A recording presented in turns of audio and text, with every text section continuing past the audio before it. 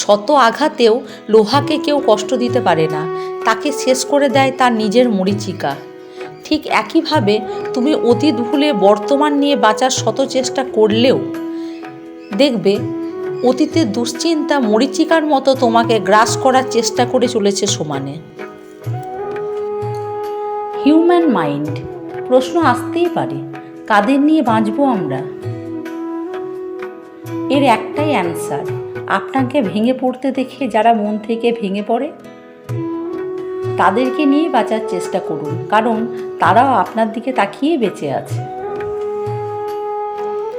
একটা সম্পর্কে ঝগড়া চরম পর্যায়ে পৌঁছে যাওয়ার পরেও যদি কাছের মানুষটা তোমাকে ছেড়ে না যায়, তাহলে বুঝে নিও সে তোমাকে তার নিজের জীবনের চেয়েও বেশি ভালোবাসে